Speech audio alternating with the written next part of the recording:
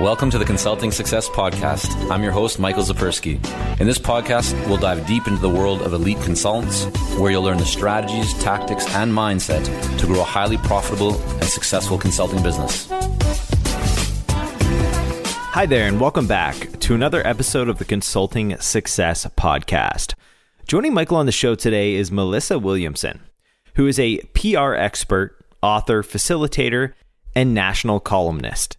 She's the chief communication architect of her own unique boutique firm, MVW Communications, where she's led professional workshops for clients like the Department of Veteran Affairs, Spurs Sports and Entertainment, the San Antonio Zoo, and many more. Now, as you're going to hear, Melissa chose to keep her business quite small and intimate for her clients. But whether you're looking to grow a small boutique firm like Melissa's or grow a giant company, going it alone is lonely and, as you know, can be difficult. But that's where the Consulting Success team can help you. They are offering a free, no pressure growth session call, where on the call, here is what we are going to tackle. Number one, we're going to dive deep into what makes your situation unique, have a real talk about your goals, and whip up a success plan that's tailor-made just for you. Number two is we're going to help you dodge those frustrating, costly blunders and save you from the headache of trying to figure it all out on your own. And lastly, you'll get the ongoing support and accountability you need, plus you'll join a buzzing community of successful consultants just like you. Because let's be honest, growing a business by yourself can be pretty tough. So to book your one-on-one consulting growth session call, head over to consultingsuccess.com/grow, or you can click the link in the description of this podcast wherever you're listening to today's show. Okay, so now let me tell you a little bit more about what you're going to learn listening to today's episode with Melissa.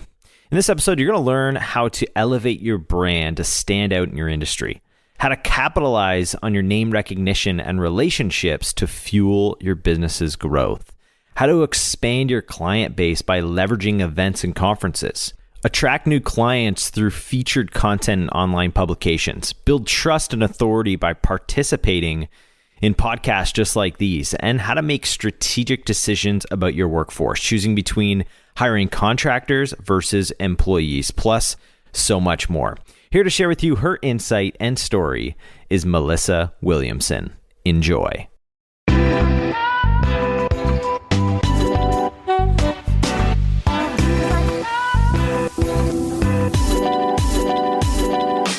Hey, Melissa, welcome. Hi, Michael. Thanks for having me. I'm excited to talk with you.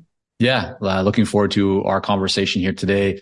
Let's just get started. And if you could share briefly so that everyone knows and hears from your own words, what does MVW Communications do? Yeah, so MVW Communications is my boutique public relations focused consultancy. We're an agency based out of San Antonio, Texas, here in the U.S., but we serve clients across the nation, just depending on what the communication goal, campaign, or really need is. So sometimes under MVW, we operate very agilely, nimbly, and I can be straight one-on-one consultant to a client. I can coach them up for a big public speaking event, for example, or a big media interview. I coach teams and host workshops and trainings to shore up some skills that maybe an internal communication or PR marketing team might need. We put together strategic comms plans for clients, and sometimes that's that do-it-yourself guidebook we'll put together for your team, for example, to bring to life over the course of a campaign. And then we do professional done-for-you type services like a lot of public relations agencies do. So that can run the gamut of strategic comms planning and then activating and making sure that campaign comes to life. That can be kind of focused on one part of communication like media relations, or it can be PR strategy, or that people first point of view on really all assets and the marketing suite in general. So the work is very diverse, and it has been since I started it in the field 20 years ago. And that's what I really love about it, is that it is something that evolves and changes along with society. But I find that public relations is so important because it's really about building these mutually beneficial relationships that are really good for everyone and hopefully are built to stand the test of time. What were you doing before, Melissa, before you got into like starting your own, PR consultancy? What were you doing? And I'm wondering how that kind of led you to decide one day, you know what, I should start my own PR consultancy. Yeah, absolutely. So I started MVW in 2015. And before that, I had been a traditional employee. So the majority of my career had been a traditional employee. So MVW has been open 8 years. So the rest of that, right? I was someone else's employee. And while I love that, and I love the natural mentoring that's available in workplaces, one of the reasons I spun off and started my own firm was just a matter of happenstance. And I find that a lot of consultants or solopreneurs, independent practitioners, or big firm business owners start in a way that's kind of nonlinear like that. So I'm a working mother. I have 2 young children, and keeping up and being a leader in public relations in a space that's quite dynamic.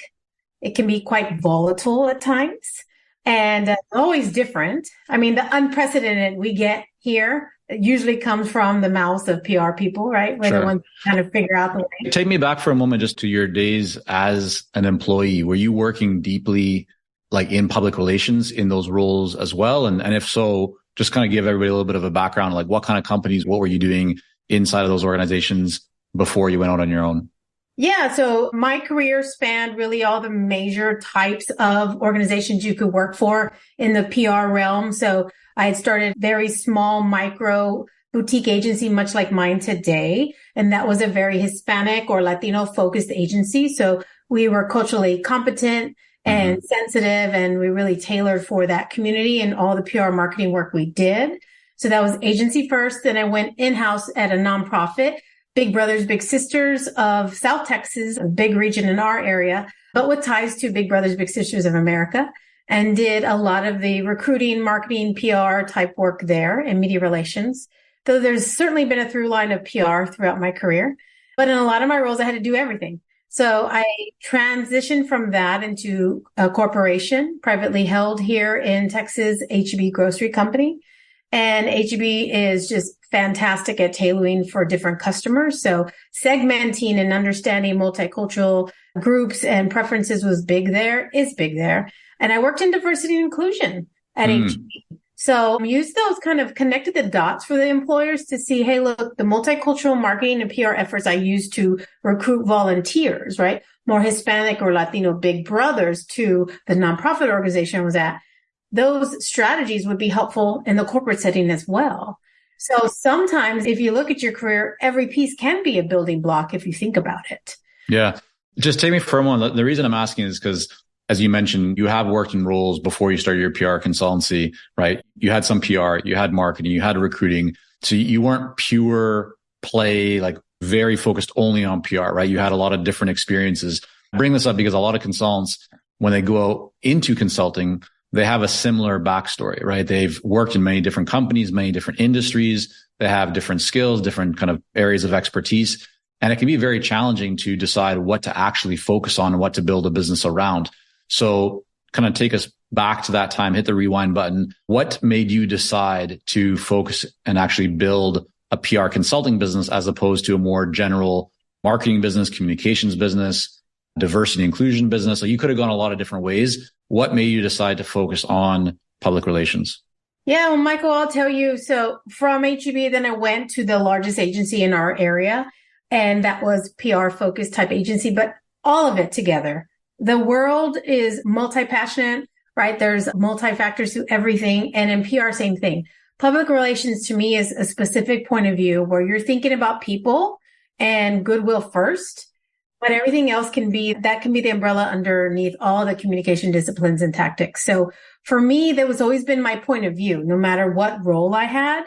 So when I was looking to start my own business, which again, really happened because I needed to move locations. I needed to not be officing downtown in my city. I needed to be remote closer to my kids' school. So for me, that would be a home. Right. And this was before the pandemic, right? Where everyone was remote. So I got you. Yeah, it makes sense. Thank goodness I was ready for that, actually. That had trained me up. Yeah. So I had started my remote business in 2015, remote from clients. You come in person when it matters. Otherwise, I've got time. I can save commuting time to do the work, right? But I focused on PR because that is such a passion point for me. I'm known for that. So my brand is naturally tied to public relations. But then also really, I know that integrates well with diversity, equity, and inclusion, with marketing principles and tactics and strategies, integrates well with a comprehensive plan, which would include advertising, social media strategy, paid social media buying, right? So it was more about that point of view and the principles-led type work that I resonate with and that I was attracted to. And then naturally, clients of that nature came to me. So to your point, a lot of us do a lot of everything because you want to or you have to. But so you're kind of a generalist. And over time, you'll find that you're uniquely valuable in one area of your work or another, or that you start developing that specialized viewpoint or, abilities. And so you become a specialist. So for me, the fact that I'd worked in employee communications as well as D&I was very different than most of my peers in PR. Most of them only did external comms. So they were always talking with the public, but never to the employees. And when I was at HEB, that was 90,000 plus employees with very diverse educational backgrounds, very diverse cultural backgrounds and preferences, right? So that made me very unique. And I was able to identify that and put that in my talking points. And as far as a brand differentiator, that makes me kind of special. Right. Let me ask you, when you decided in 2015 to launch the business, to go out on your own, as you said, you made that decision really from a lifestyle perspective based on the family, right? Just kind of prioritizing those things, which makes complete sense and right is very common, right? In terms of why consultants actually go out on their own and start a business. But where did your first few clients come from? So you've decided, okay, I have this diverse set of experiences, but I'm going to build a PR consulting business. It's just you to begin with. What do you do? Take me back to that day. Where the first 2-3 clients come from? Yeah, absolutely. Well, my very first client was the employer I had at the time, KGB Texas. KGB was a wonderful place to work. I wasn't really looking to move on, but life happened. My kids needed to move to schools in my side of town. And I knew as a PR leader, it would be very hard for me to make it to their daycares and schools on time from where I was officed at. So as a matter of talking with the agency owner at the time, it's like, look, we can keep the consistency here for your clients. I have your email, right? We have cell phones, and really we can just transition from that traditional employee to contractor. Agencies often work with a lot of different independent pros and contractors. So seen and learned from their backgrounds and lifestyles and said, I can still do great work. I just need to knock off this here. And at that time, the community wasn't quite ready for more remote type workers and leaders. So that was the compromise we kind of made. So I was able to continue on their good work and work with them. But as soon as I was essentially out on my own, you just start sharing your story. And I had done a lot of deep work with trade associations in my space. So very active member of the Public Relations Society of America. Now I'm a national columnist for them. So that helps with lead generation. But at the time, just locally. And so people knew my name and knew my reputation outside of any workplace I was at, which is a key part for people. And let me ask you, Melissa, on that, because really what you're talking about is you had all these relationships, right, that you had been investing in over time, which is very, very powerful, right? Can be very effective. You also, so your first employer, or sorry, not your first employer, your first client was a previous employer, which we've seen in our studies. That's actually the case 50% of the time when people go out into consulting. But I'm wondering, what did you do? So you had these relationships. You have the first client as a previous employer, but in order to get the second client, third client, fourth client, and so on, it sounds like you did something with your network. You didn't just wait for people to come to you. Did you send an email? Did you make phone calls? Did you go to events and tell people? What did you actually do? And I'm asking from the position of, for those that might be earlier stage, we're going to have consultants listening to this and joining us who, are much further along running, multi-million dollar businesses and so forth. But for others who are earlier stage or maybe opening up a new market, share with us what you did so that it could maybe help them. Yeah. So especially if you transition with an employer and they become your first client, you want to honor them and be careful about how you do that. But essentially, hit the ground at the very next professional event. I sent emails from my new established brand to non-compete type leads, right? So friends that I knew in the business. Hey, Michael, so great to, blah, blah, blah, see your kids, blah, blah, blah, on Facebook. I'm out on my own now. Here's information about my firm. Here's my website. So while I was preparing to go off on my own, I gave my employer a couple months notice. And then I prepared behind the scenes, got my website ready to go, got a brand ready to go. I didn't want to be a white label type pro, meaning that I didn't have my own brand identity, because I know how important that is for clients when they're making their considerations of, can you advise me? Well, I have to at least look like I have that experience in my portfolio. So website is your home base, make that first so that you can share that. So once you are out on your own, then you can send an email to your network, post something on social media, especially LinkedIn, and then have those coffee talks, coffee Zooms nowadays, and then go to industry and events. So not only for your industry, but those that could use your help that don't have a pro like you. So I also went to marketing association and advertising association type events because they were all marketers, but they didn't have a PR pro. So now we could partner together. So there's a lot of B2B partnering that happens too, where they have a skill set or a sweet spot and I do too. And we can come together like Avengers and then break apart when the campaign no longer needs that partnership. You mentioned that you write for a column for the PR, it was the PR Association of PRSA, the Public Relations Society of America. Got you.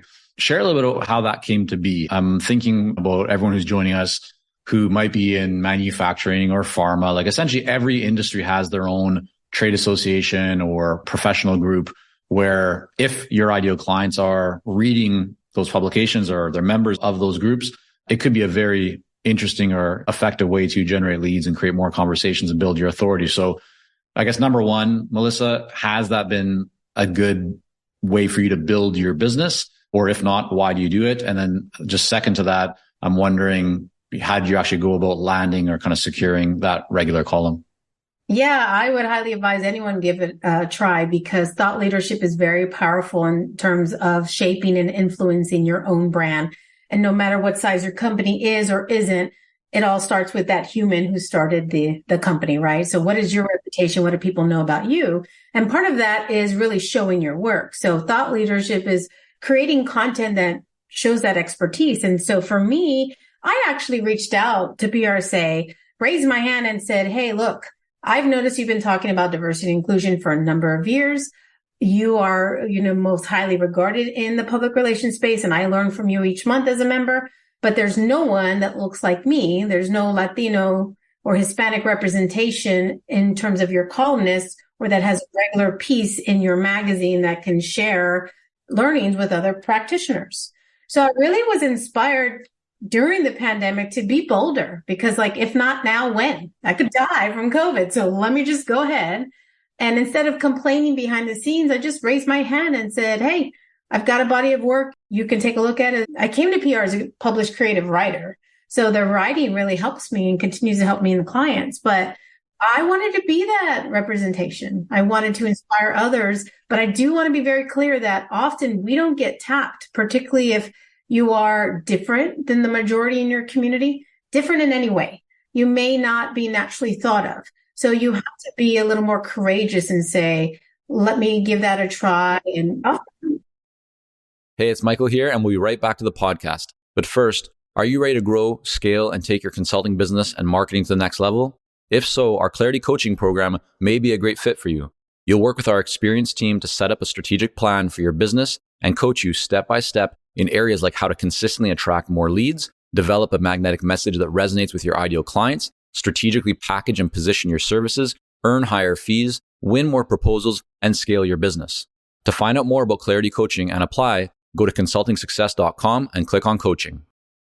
So what happened? So you sent the email, which I think is, first of all, just great that you took the initiative to do that. I love that idea of being bolder and going for things that maybe typically you wouldn't. So, hats off to you on that. It's fantastic.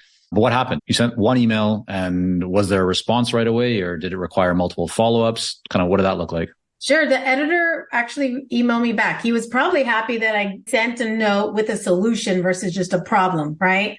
I mean, we've all been around council culture long enough to know that most people are just complaining. So today, I'm happy to write for you.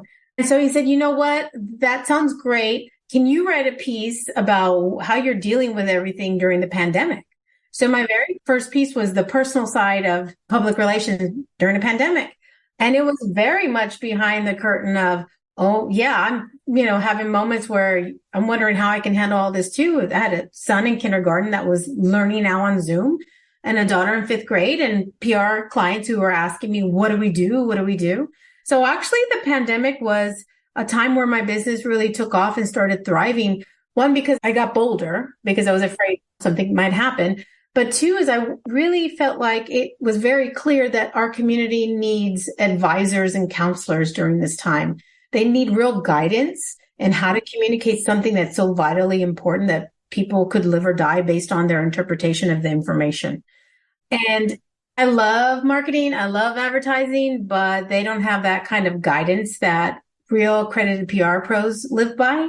So that really stuck out to me as, gosh, we got to double down on PR principles to make it through this chaotic time and to calm things down in a very noisy and raw. What happened when you published that first piece? Did the phones just start ringing off the hook, or was it? Yeah. As far as PR say, they followed up with me, loved it. Can you try another piece? So I wrote something that there's a lot of misunderstandings about the Hispanic and Latino communities in the US and then beyond.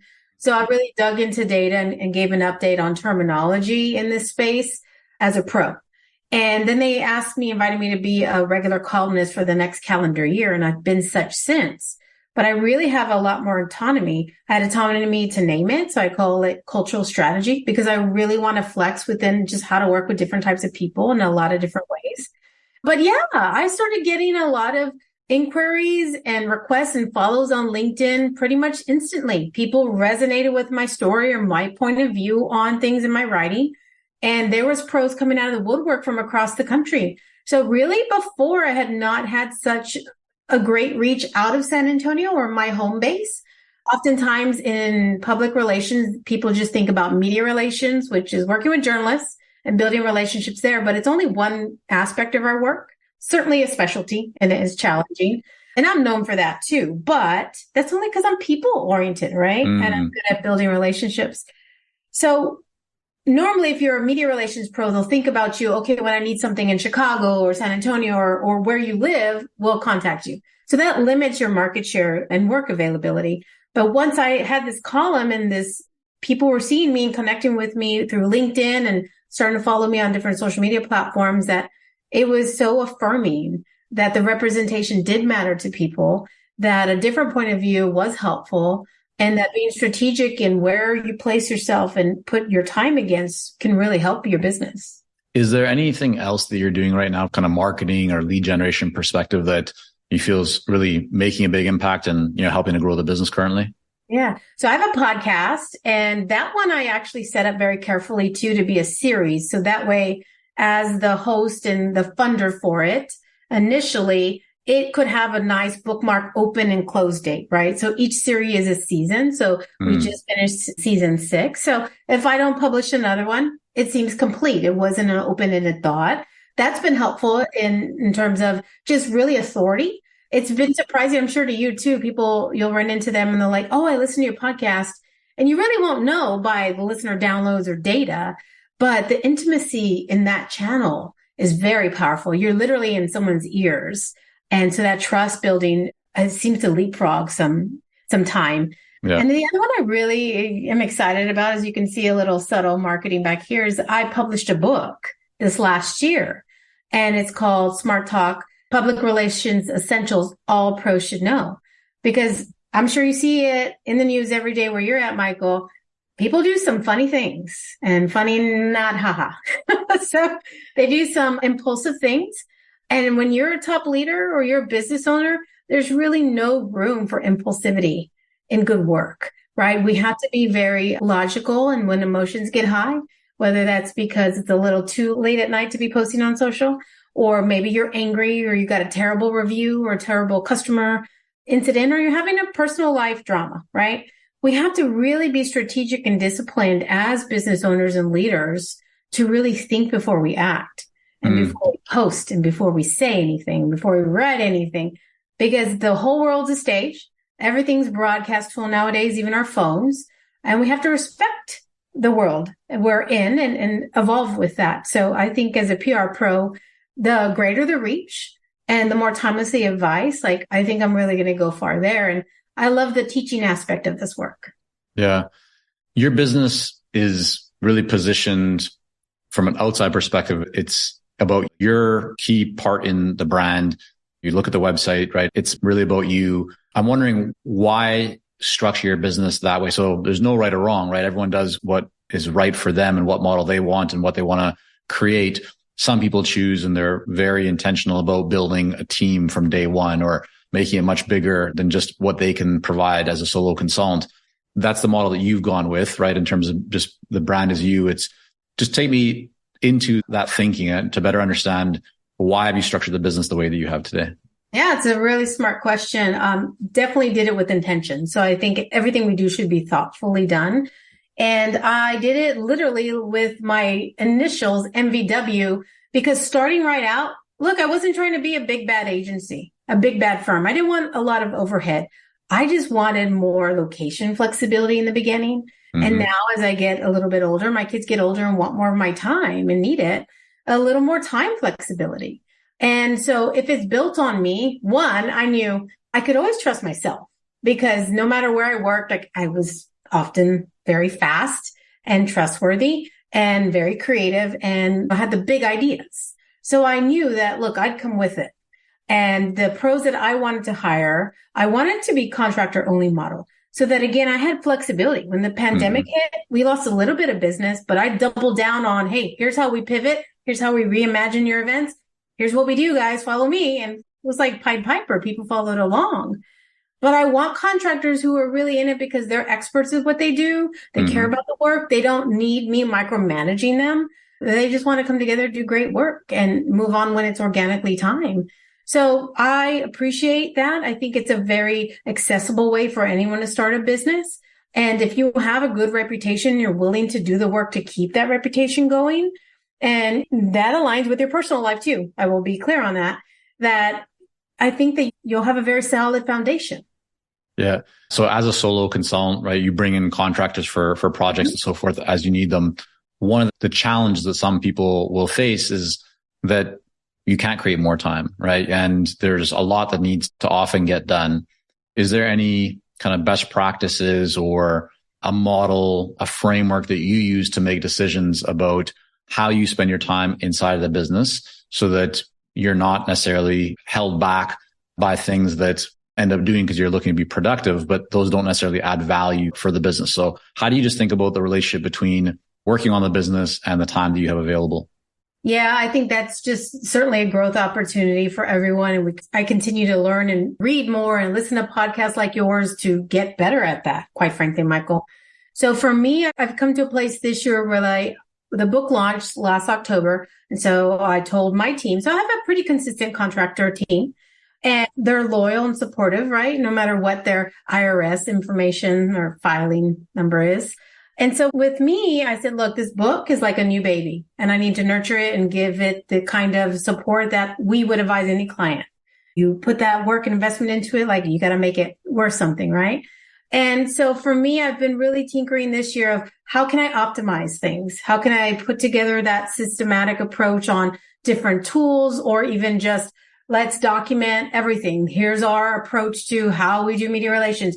And we always follow these key steps for it. Here's a framework for putting together even like recaps for clients, right? Because those can be very important in our work of what we do and don't do. So documenting the heck out of everything, leaving behind all the breadcrumbs, easy to find. And then for me is looking for like what kind of intellectual property can I create that'll live beyond me? One, so it's helpful to people in the future, but two, that's a little more scalable. So that is where the book came from, is because I was often asked for advice. And I didn't have a lot of time for that one-on-one coaching all the time. Pros who didn't want to tell their employer they didn't know how to do something or they weren't sure about something. They wanted that guidance, but they didn't have a large budget like a larger client would. But then also I'm looking at like creating a digital course. So again, the workshops that I'm doing in person in my community, being flown out in another market to do it. But again, that's a lot of lift for different organizations to pay for, especially in today's economy. Is can I make something that's a little more asynchronous that you can do from home or at work and that lives beyond me and I film it and get it perfect. And that front load is heavy, but after that, it's an easy lift, right? We just promote it. So I am considering that too. So I think, really looking at how do you monetize some of your skills and thought leadership in a way that systematically is rinse and repeat and refine would be helpful. Yeah. So that's great. I appreciate you sharing that. You're now, I guess, about 9 years, right, into the business, almost 10 years, right? 2015? So, oh no, sorry. So yeah, 8 years. I'm getting ahead of myself. Hey, I love it. Living in the future. So I'm wondering, as you think about, again, the business, you shared it kind of how you position or how you go about kind of making decisions around allocating your time within the business of where you spend it.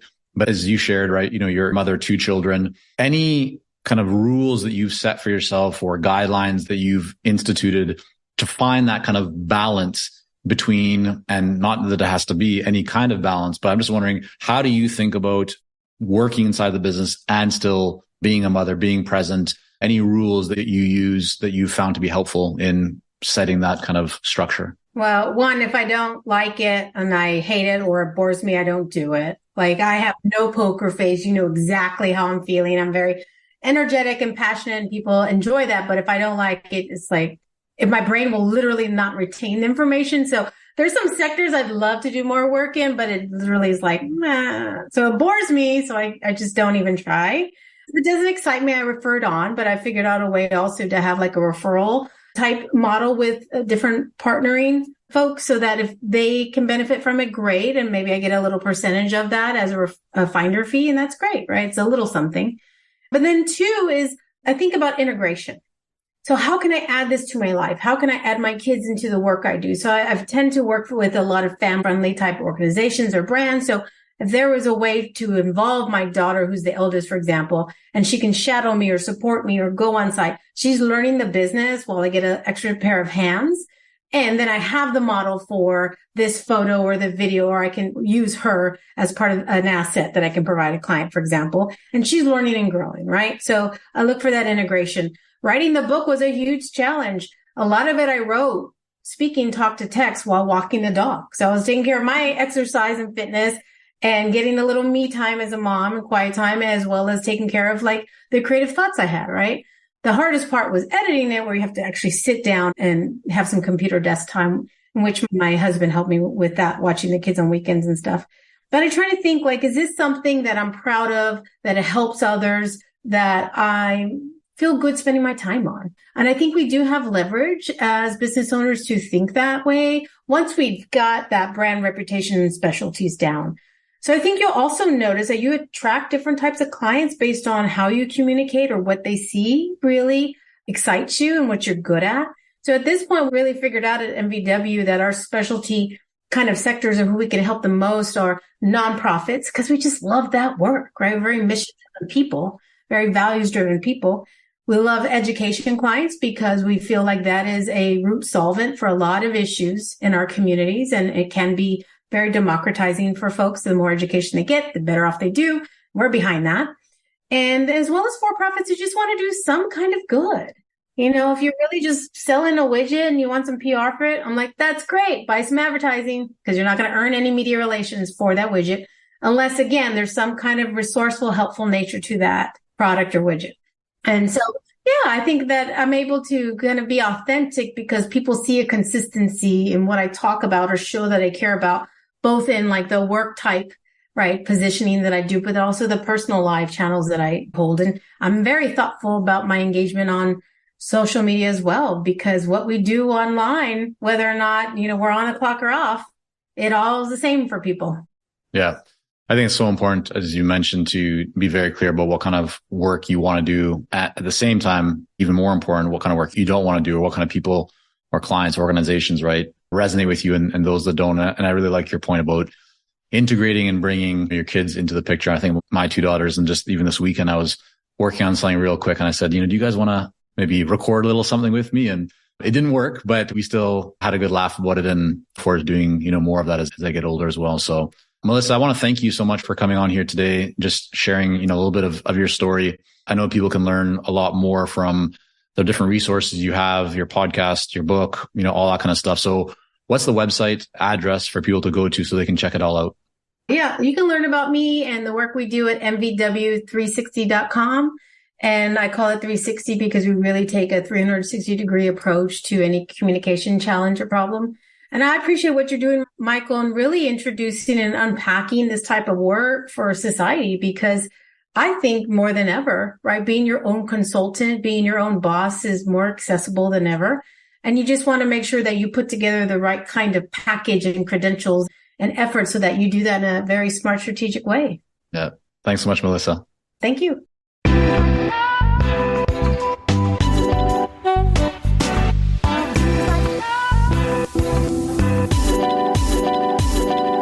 And there you have it for today's episode between Melissa and Michael. If you enjoyed today's podcast, then be sure to hit that subscribe button wherever you're listening to today's show. And if you want to help support this podcast, you can do so by sharing this episode out with a friend or colleague. For show notes, including links to everything referenced in today's podcast between Michael and Melissa, you can visit the episode page over at consultingsuccess.com, where there you'll have the chance to book your free one-on-one growth session call with the Consulting Success team. So again, be sure to head over to consultingsuccess.com/grow if you just want to bypass the episode page and book your call today.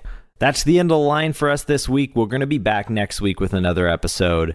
Until next time.